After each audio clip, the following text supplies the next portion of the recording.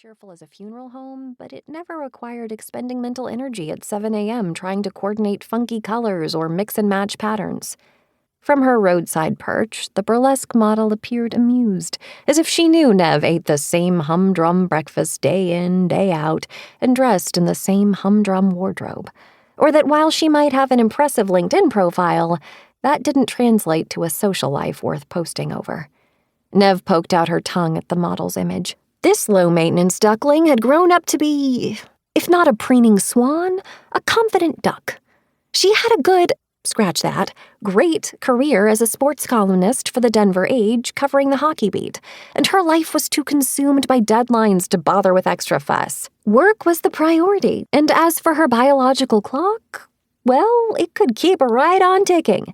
She had another baby to grow, her side hustle, a podcast, Sports Heaven, that kept climbing iTunes rankings. She had even been featured in their new and noteworthy section last month. Rut schmut. By any measure, Neve was doing great in her career and living her best life. Except her smirk faded as she glanced to the console clock.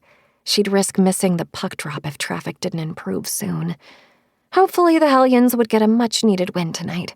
After their recent back-to-back championships, it appeared the team's days in the sun had fallen into one serious shadow.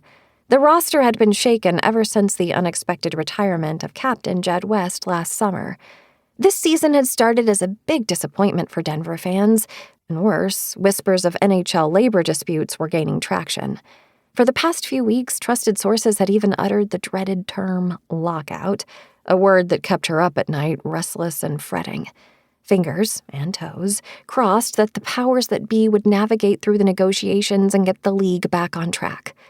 During the 04-05 lockout, the whole season was canceled, the worst possible outcome. Stadiums sat empty, fans grumbled, refs and arena workers forwent paychecks. She shuddered, mentally elbowing away the terrible idea. Hopefully this time around, cooler heads would prevail. And as for the Hellions, there was another place where cooler heads needed to prevail. Maybe if their goalie would practice a little Zen meditation and quit getting players sent to the penalty box every damn Meep!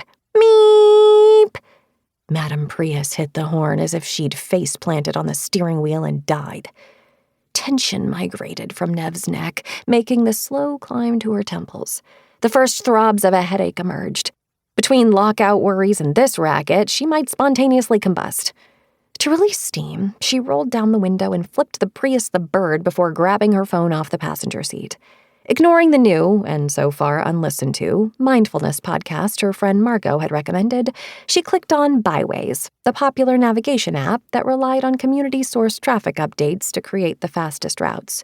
It needed to get her moving before she found herself arrested for disorderly conduct. She plugged in the Hellions Stadium address, and an avatar of a pitchfork blinked from a quarter-mile ahead. Her tummy performed a flawless triple-axel jump. Rove Hall 30. She took a deep breath and issued herself a stern reminder. There had never been any official confirmation that Rove Hall 30 was even male, but in her mind, he was 6 feet of strapping sexiness, lounging behind the wheel of a black Subaru Outback, a ginger-haired Ewan McGregor doppelganger. Not train-spotting Ewan either. Not even Moulin Rouge Ewan. No, straight-up Obi-Wan Kenobi Attack of the Clones Ewan, with the shaggy hair and delicious beard. One thing was for certain. The pitchfork avatar meant that Rove Hall 30 was a Hellions hockey fan, or a devil worshipper who lives in his mom's basement hand-feeding his pet bull pythons. The pitchfork didn't budge. Rove Hall 30 was stuck in this traffic, too. She sucked in her lower lip, debating. To message or not to message? That was the question. No point glancing to burlesque Blondie for advice. The model would just shimmy her tassels in a "you go, girl" affirmation. Eeny, meeny, miny. Ugh. Fine, she was doing this. Never late. Fancy seeing you here.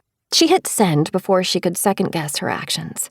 Here was hoping that her tone came across more cheerful than creepy. Rove Hall 30. Typing. It always took Rove Hall 30 time to type back. Credible evidence that he was a 60-plus grandmother learning to operate her first smartphone. But why ruin the fantasy? Neve drummed her thumbs on the steering wheel. She didn't bother with online dating. The idea of some random dude swiping left on her profile.